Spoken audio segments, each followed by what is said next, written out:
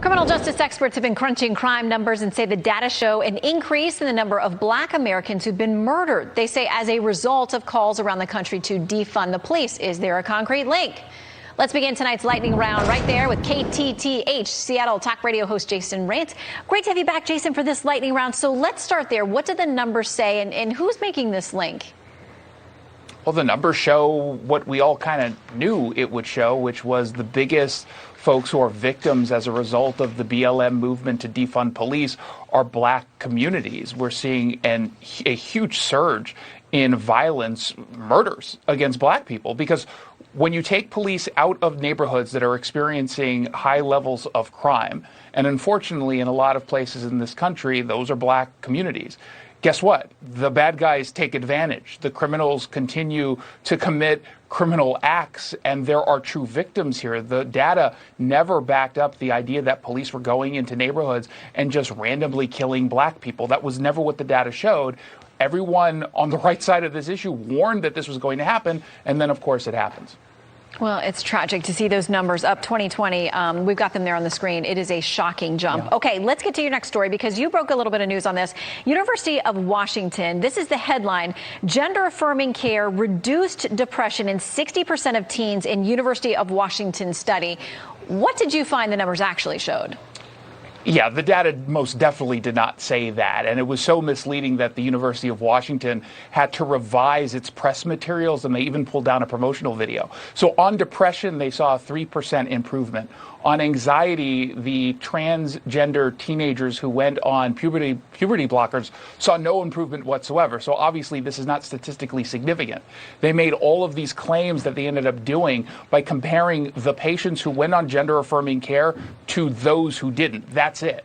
There was no causal relationship that was established because the data didn't show any meaningful improvement after going on puberty blockers. And a whole bunch of patients ended up dropping out of this study just 3 months into it. It has got so many holes, but they were not looking to actually get facts out there. They were looking, and that you can look at both the press release and the study. They were just doing this to go after some of what they considered to be anti-transgender bills that were passed by Republicans. That's it.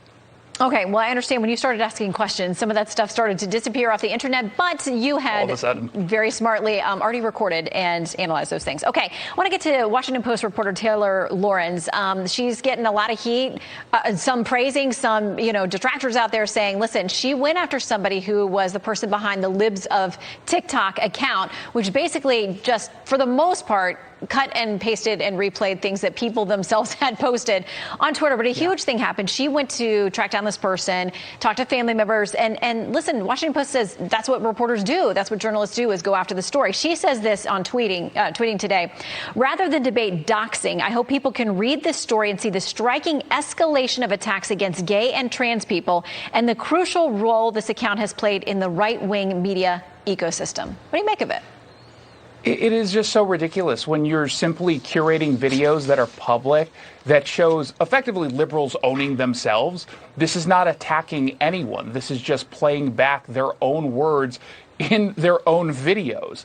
It is certainly up for any kind of scrutiny. These are basically teachers who are bragging about how they are misleading and in some cases emotionally abusing their students, and parents absolutely have the right to know what's going on. And for Taylor Lorenz, this garbage human being who bullies people for a living and then to pretends to be the victim herself, for her to go out there and with the crocodile tears from her performance on MSNBC a few weeks ago complaining about how she's been bullied, they're not even dry yet. And she is out there going and doing this exact thing that she complains about to someone else. Just the audacity of that. But unfortunately, too few media outlets will call her out. And I'm grateful that Fox News is actually allowing for that. Well, she is very polarizing. Sounds like the Washington Post is standing behind her now. We'll keep watching, though, because I have a feeling she'll be making headlines again soon. Yeah, and Jason, thank you. We always appreciate your time. Thanks, Shannon. I appreciate it.